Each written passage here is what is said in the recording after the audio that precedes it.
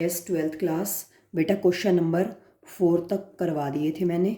ठीक है, उसके बाद जो क्वेश्चन नंबर 5 है वो तुम खुद ट्राई कर लेना, बहुत इजी है। इंजेक्टिव प्रूव करना है। इंजेक्टिव मीन्स क्या प्रूव करना है? 1-1। तो डायग्रामेटिकली प्रूव कर लेना। There is 1-to-1 correspondence between pre images and images आ जाएगा। तो फंक्शन क्या हो जाएगा? 1-1 मीन्स फंक्शन क्या हो जाएगा? इंजेक्टिव। बहुत इजी क्वेश्चन है, 1 मार्क और 2 मार्क्स क्वेश्चन है। इस टाइप के क्वेश्चन तुम पहले भी कर चुके हो। ठीक है, तो क्वेश्चन नंबर 5 खुद ट्राई कर लेना। क्वेश्चन नंबर 6 क्रॉस कर देना, रेड्यूस हो चुका है सिलेबस से। क्वेश्चन नंबर 7 भी क्रॉस कर देना, ये भी सिलेबस से रेड्यूस हो चुका है। ठीक है, अब मैं करवा रही हूँ 4 तक करवा दिए थे, 5th खुद ट्राई कर लेना, बहुत ईजी है। क्वेश्चन नंबर 6 और 7 क्रॉस कर देना, सिलेबस से रेड्यूस हो चुका है। अब मैं करवा रही हूँ क्वेश्चन नंबर 8। इंपॉर्टेंट क्वेश्चन है, ठीक है, और इजी क्वेश्चन है। Given a non empty set x. क्या गिवन है? एक्स जो है वो एक नॉन एम्प्टी सेट है, मीन्स एक्स खाली सेट नहीं है, एक्स के अंदर कोई ना कोई एलिमेंट ज़रूर प्रेजेंट है। ठीक है, अब आगे consider P of x. P of x means ये भी तुम 11th क्लास में अच्छे से रीड करके आए हो। Consider P of x which is the set of all the subsets of set x. P of X क्या होता था? पावर सेट ऑफ एक्स, है ना। इस पावर सेट ऑफ एक्स में एक्स कोई सेट है, इसके जितने भी पॉसिबल सबसेट्स इकट्ठे कर सकते हो कर लो, उसको इकट्ठा करके एक करली ब्रैकेट में बंद कर दो, that is called the power set of x. जैसे फॉर एग्जांपल, हालांकि ये जो चीज़ बता रही हूँ इसका क्वेश्चन के अंदर यूज़ नहीं है, जस्ट रिमाइंड करवा रही हूँ 11th क्लास वाला पावर सेट ऑफ एक्स। मान लो एक्स के अंदर एलिमेंट्स हैं 1-2, ठीक है, तो पावर सेट ऑफ एक्स के अंदर कौन से एलिमेंट्स होंगे? सिंगलटन 1, सिंगलटन 2, उसके बाद डबल वाले, सिंगल वाले, फिर डबल 1-2 एंड देन फुल वाला आ गया, और एक 5 भी होता था, because empty set is a subset of every set. तो ये सेट एक्स है और ये पावर सेट ऑफ एक्स है, which is the collection of all the subsets of the set x. Set x जो है इसके जितने भी पॉसिबल सबसेट्स इकट्ठे कर सकते हो कर लो। अभी इसके सबसेट्स ही तो हैं, सिंगलटन 1-1-2 का सबसेट है, सिंगलटन 2-1-2 का सबसेट है, सिंगल 1-2-1-2 का सबसेट है, and empty set is the subset of every set. ठीक है, अब उसके बाद ये कह रहा है डिफाइन। इस चीज़ का क्वेश्चन के अंदर यूज़ नहीं होना, सिर्फ ये बता रखा है कि पावर सेट ऑफ एक्स क्या है, which is the set of all the subsets of set X. उसके बाद define the relation R in power set of X as follows for the subsets A comma B in power set of X. Power set of X से कोई दो set उठाने हैं, दो subsets उठाने, ए और बी। इसके अंदर मेन इस चीज़ का यूज़ होना है, ए related to B means A or B if and only if A is contained in B, means A is related to B if and only if and only if A is contained in B, A is contained in B।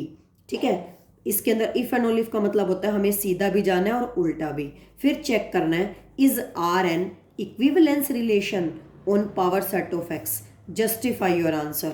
Equivalence relation check करने का मतलब ये है, सबसे पहले reflexive property check करेंगे, then symmetric and then transitive. ठीक है, X non empty set given है, A related to B if and only if A is contained in B.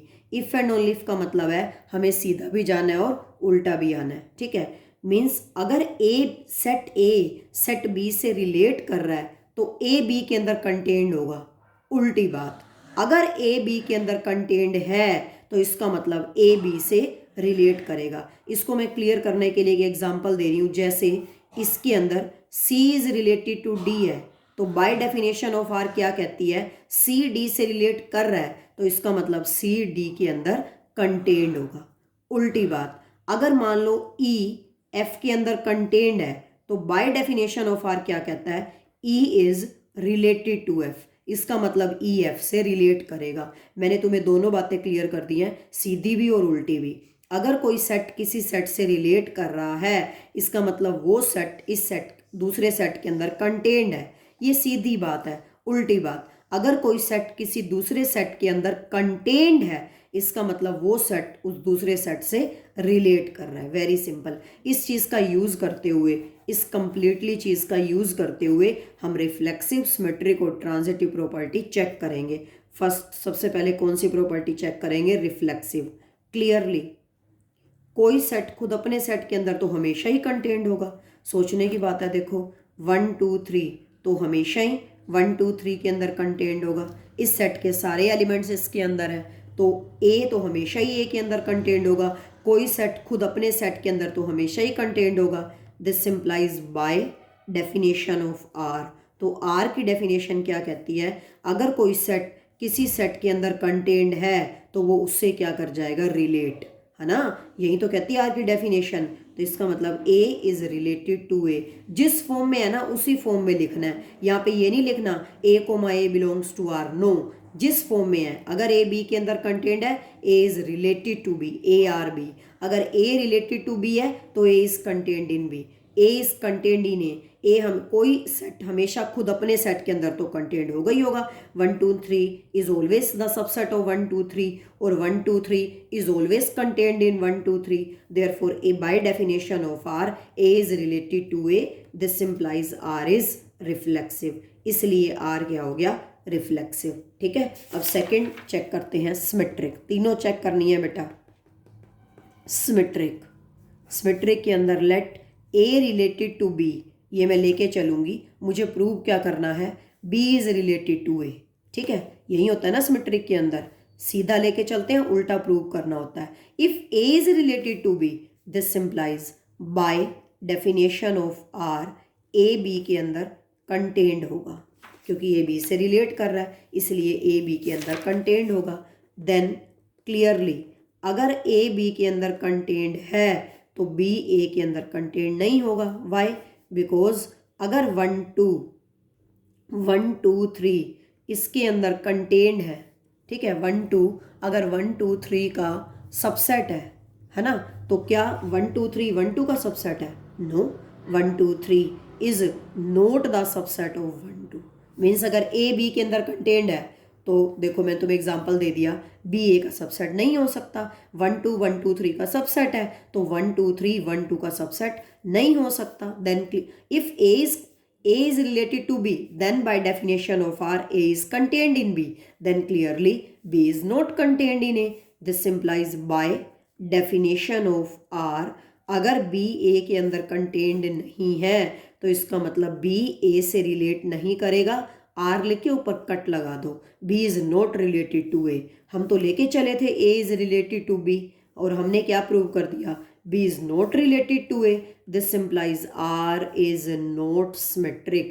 इसका मतलब R सिमेट्रिक नहीं है। आई थिंक तुम्हें इस एग्जांपल से अच्छे से क्लियर हो गया होगा। अगर कोई सेट किसी सेट का सबसेट है, 1 2 अगर 1 2 3 का सबसेट है तो 1 2 3 1 2 का सबसेट नहीं हो सकता। ठीक है। Now third, transitive. Very simple, transitive property check करनी है। Let A is related to B and let B is related to C। हमें प्रूव करना है A is related to C, A is related to B. This implies by definition of R, A is contained in B। Number one का नाम देके छोड़ देंगे। And B is related to C, A is related to B, then A is contained in B। B is related to C, B C से relate कर रहा है, इसका मतलब B C के अंदर कंटेन्ड है।